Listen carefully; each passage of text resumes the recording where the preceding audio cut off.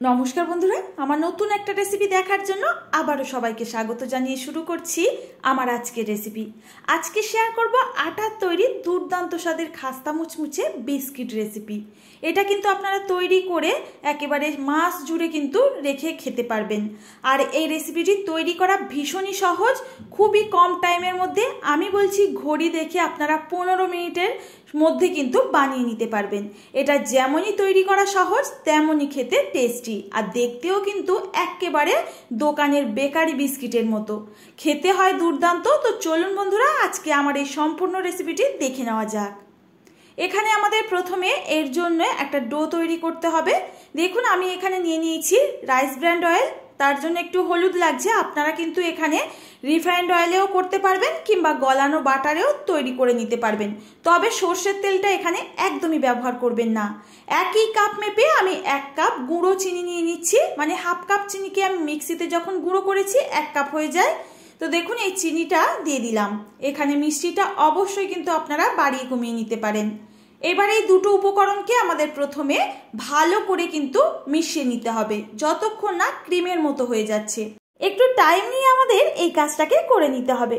বন্ধুরা, এই ভিডিওটি না টেনে সম্পূর্ণ দেখার জন্য অনুরোধ রইল, না হলে বুঝতে পারবেন না কিভাবে এই বিস্কিটগুলো তৈরি করা হচ্ছে। কোথাও যদি মিস করেন স্কিপ করে দিয়ে, তাহলে কিন্তু আপনাদের বিস্কিটগুলো পারফেক্ট হবে না। তো দেখুন বন্ধুরা, এখন কিন্তু ক্রিমের মতো একটা ব্যাটার আমার তৈরি হয়ে গেছে। এখন আমাদের এই ব্যাটারটা পুরোপুরি রেডি। আর এখানে আমি একই কাপ মেপে দেখুন দিয়ে দিচ্ছি আটা। এখানে কিন্তু আমি সাদা আটা ব্যবহার করেছি, আপনারা যদি চান ময়দা দিয়েও করতে পারবেন। এবার 1 চামচ দিয়ে দিচ্ছি সুজি আর 1 চামচ বেসন অ্যাড করে দিলাম। দিয়ে দিচ্ছি সামান্য 1 চিমটি লবণ, বিস্কিটের স্বাদের ব্যালেন্সটা যেন ঠিক থাকে। আর দেখুন 1 চা চামচ দিয়ে দিচ্ছি বেকিং পাউডার, আমরা যেটা কেকের জন্য ব্যবহার করি। কোনো রকম কিন্তু বেকিং সোডা ব্যবহার করা যাবে না। আর এই বিস্কিটের মেন উপকরণ নিয়ে নিয়েছি বাদাম কুচি। এখানে কিন্তু মিক্সিতে একদমই বাদামগুলো গুঁড়ো করে নেবেন না, এখানে নোড়া দিয়ে একটুখানি বাদামগুলোকে এইভাবে ভেঙে নেবেন।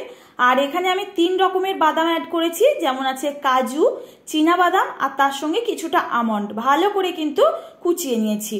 তো দেখুন বন্ধুরা, এখন এই ডোটাকে আমি একটু হালকা হাতে মেখে নিচ্ছি। তো এই ডোটা কিন্তু আমার অনেকটাই নরম আছে। আমি প্রথমে কিন্তু একটু কমিয়ে আটাটাকে ব্যবহার করেছি, কারণ এর মধ্যে সুজি আর আমি যেহেতু বেসন অ্যাড করেছিলাম, তাই পরে কিন্তু আবারও একটুখানি আটা আমার লাগলো, তাই আমি এখানে 2 টেবিল স্পুন মতো আটা দিয়ে দিলাম। এখানে ডোটা কতটা শক্ত বা নরম থাকবে দেখলেই কিন্তু আপনারা বুঝতে পারবেন। প্রথমে একদমই বেশি আটা দিতে যাবেন না।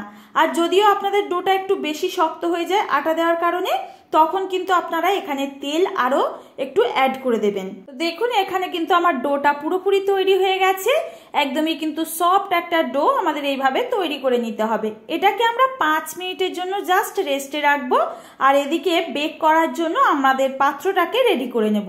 এখানে নর্মাল একটা ডেলি ইউজের বাসন নিয়েছি, যেটার মধ্যে আমরা এই বিস্কিটগুলোকে তৈরি করে নিতে পারবো। এখন একটু সাদা তেল ভালো করে ব্রাশের সাহায্যে এই পাত্রটার গায়ে লাগিয়ে নিচ্ছি, যাতে করে আমাদের বিস্কিটগুলো বেক করার পর তুলে নিতে সুবিধা হয়। তো দেখুন ভালো করে কিন্তু বাটার না হলে তেল কিংবা ঘি যে কোনো একটা লাগিয়ে দেবেন। এই পাত্রটা রেডি বেক করার জন্য। তো এটাকে সাইডে এখন রেখে দিচ্ছি। আর এদিকে যে ডোটাকে আমরা মেখে রেখেছিলাম, ওই ডো থেকে দেখুন ছোট্ট ছোট্ট লেচি তৈরি করে নিচ্ছি। বিস্কিটটা আপনারা কতটুকু পরিমাণে ছোট বড় করতে চাইছেন সেই বুঝে লেচিগুলো এখানে নিয়ে নেবেন। আর দেখুন এটাকে সুন্দরভাবে হাতে হালকা করে ঘুরিয়ে নেবেন। তো এইভাবে কিন্তু একটা চ্যাপটা করে নিয়ে আমি নিমকির মতো বা বরফির মতো শেপ দিয়ে দিচ্ছি। আপনারা এখানে চৌকো কিংবা গোল যে কোনো শেপের এখানে তৈরি করতে পারেন। এখানে কিন্তু এই ডিজাইনটার জন্য স্বাদের কোনো পরিবর্তন হবে না। তো বিস্কিটগুলোর ডিজাইন তৈরি করা খুবই সহজ। আর এখানে দেখুন বাদামের গুঁড়োর মধ্যে একটুখানি আমি কোট করে দিলাম, যেটা হচ্ছে মূল আকর্ষণ আমাদের এই বিস্কিটের। অবশ্যই করে এই পার্টটা কিন্তু আপনাদের করতেই হবে, আর না হলে এই বিস্কিটগুলো অতটা টেস্টি হবে না। তো দেখুন বন্ধুরা, আবারও একটাকে কিন্তু আমি করে দেখিয়ে দিচ্ছি। এইভাবে সব কটা বিস্কিট আমি তৈরি করে নেব। আর যে কেউ কিন্তু দেখলেই একবার এই কাজটা করে নিতে পারবেন, এটা বলে বোঝানোর কিছু নেই। তো বন্ধুরা, আজকে তো মনে করাতেই ভুলে গেছি, রেসিপিটি যদি আপনাদের কাছে একটুও ভালো লাগে অবশ্যই একটা লাইক করবেন, আর কমেন্ট করে রেসিপির মতামত জানাতে কিন্তু একদমই ভুলবেন না।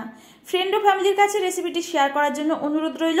আর আমার চ্যানেলে নতুন বন্ধুরা কেউ আজ প্রথমবার আমার ভিডিও দেখে থাকলে অবশ্যই চ্যানেলটিকে সাবস্ক্রাইব করে নেওয়ার জন্য অনুরোধ করছি। পাশে থাকা নোটিফিকেশন বেলটা অবশ্যই অন করে নেবেন, সবার আগে আমার এই রকম রেসিপির নোটিফিকেশন পৌঁছে যাবে আপনার কাছে, আর আপনারা প্রয়োজন মতো দেখে নিতে পারবেন। বন্ধুরা, এইভাবে কিন্তু প্রত্যেকটা বিস্কিটকে আমি তৈরি করে নিচ্ছি। তো আমার চ্যানেলে অলরেডি অনেক বিস্কিটের রেসিপি কিংবা bread recipe, homemade pizza recipe আমার চ্যানেলে আপলোড দেওয়া আছে। আপনারা যদি চান দেখে নিতে পারেন, কিছু লিঙ্ক আমি ডেসক্রিপশনে শেয়ার করে রাখবো, দেখে নিতে পারবেন আপনাদের সুবিধা মতো। তো দেখুন, একইভাবে প্রত্যেকটা বিস্কিট আমি কিন্তু এখানে তৈরি করে নিচ্ছি, আর কত সুন্দর দেখতে হয়েছে। এখনো পর্যন্ত এই পাত্রর মধ্যে আমার 10টা বিস্কিট কিন্তু তৈরি হয়ে গেছে, আরও কিছুটা কিন্তু আমার ডো মাখা আছে, সেটাকেও কিন্তু একইভাবে আমি এখানে তৈরি করে নেব। তো দেখুন বন্ধুরা, এখানে এতটা আটা আমার এখনো মাখা বাকি আছে, তো এগুলোকেও আমি তৈরি করে নিয়েছি, একটা ছোট প্লেটের মধ্যে তৈরি করে নিয়েছি। এখন এগুলো পুরোপুরি রেডি বেক করার জন্য আগে থেকে আমি গ্যাস ওভেনে কড়াই বসিয়ে একটা ঢাকনা বন্ধ করে প্রিহিট করে নিয়েছি 10 মিনিটের জন্য। গ্যাসের ফ্লেমটা একেবারে লো টু মিডিয়ামে রেখে এখন এই বড় থালাটাকে এর মধ্যে সাবধানে বসিয়ে দেব, আর এটাকে আমরা 18 মিনিটের জন্য একেবারে গ্যাসের ফ্লেমটা লো টু মিডিয়ামে রেখে বেক করে নেব। 18 মিনিট মতো আমার টাইম লেগেছে এই বিস্কিটগুলো হতে, যেহেতু একটু বড় সাইজের ছিল। তো দেখুন, এগুলো সুন্দর একটা কালার চলে এসেছে। এখন আর কিন্তু বসিয়ে রাখা যাবে না, তাহলে বিস্কিটগুলো একেবারে নষ্ট হয়ে যাবে। এটাকে নামিয়ে আমি ছোট পাত্রটাকে একটা স্ট্যান্ড দিয়ে আবারও এর মধ্যে বসিয়ে দিলাম। এটাকে আমরা 12 মিনিটের মতো বেক করব। যেহেতু একদমই কম বিস্কিটের মধ্যে আছে আর ছোট্ট পাত্র হওয়ার কারণে কম টাইম লেগেছে। তো এগুলো আমার পুরোপুরি তৈরি হয়ে গেছে। এখন এগুলোকে ঝটপট নামিয়ে নিতে হবে, আর নামিয়ে নেওয়ার সাথে সাথে কিন্তু একদমই এই পাত্র থেকে তুলতে যাবেন না। মিনিমাম আমাদের বিস্কিটগুলো ঠান্ডা হওয়া পর্যন্ত অপেক্ষা করতে হবে, তারপর কিন্তু এই বিস্কিটগুলোকে ওঠাতে হবে। ভীষণই নরম হয়, হাতের মধ্যে তোলার সময় কিন্তু আপনা আপনি ভেঙে যেতে পারে। এখন পুরোপুরি বিস্কিটগুলো আমার ঠান্ডা হয়ে গেছে, হালকা হাতে দেখুন এইভাবে করে তুলে নিলেই উঠে আসবে আপনা আপনি। তো বন্ধুরা, আজকের রেসিপিটি কেমন লাগলো? এখনো যারা লাইক করেননি একটা লাইক করে দেবেন যদি ভালো লাগে রেসিপিটি, আর ফ্রেন্ড ও ফ্যামিলির কাছে একটু শেয়ার করে দেবেন। তো একইভাবে কিন্তু আমার সমস্ত বিস্কিটগুলোকে উঠিয়ে নিলাম, আর দেখুন 1 কাপ আটা তৈরি কতগুলো বিস্কিট আমার তৈরি হয়ে গেছে। হোমমেড এই বিস্কিটগুলো খেতে কিন্তু বন্ধুরা দুর্দান্ত হয় আর অসাধারণ টেস্ট হয়। আপনারাও বাড়িতে এইভাবে একেবারে আমার পদ্ধতি ফলো করে তৈরি করে নিতে পারেন। একসঙ্গে অনেকটা বানিয়ে রেখে দেন, একেবারে মাস জুড়ে কিন্তু বাচ্চা থেকে বড় চায়ের সঙ্গে সবার সঙ্গে কিন্তু পরিবেশন করতে পারবেন। নিজে হাতে তৈরি করা এই বিস্কিটগুলো অতিথি আসলে যদি চায়ের সঙ্গে পরিবেশন করেন, আপনাকে জিজ্ঞাসা করবেই করবে। তো দেখুন বন্ধুরা, এখন একটা বিস্কিটকে ভেঙে দেখিয়ে দিচ্ছি। হাতের মধ্যে দেখুন একেবারে গুঁড়ো গুঁড়ো হয়ে যাচ্ছে, মুখের মধ্যে দেওয়া মাত্রই একেবারে মাখনের মতো মিলিয়ে যায়। কত সুন্দর দেখুন বিস্কিটগুলো প্রত্যেকটা কিন্তু তৈরি হয়েছে। আজ আসি বন্ধুরা, দেখা হবে আবারও এরকম কোনো রেসিপির সঙ্গে। ততক্ষণ সবাই ভালো থাকবেন, সুস্থ থাকবেন। ভিডিওটির সঙ্গে থাকার জন্য অসংখ্য ধন্যবাদ।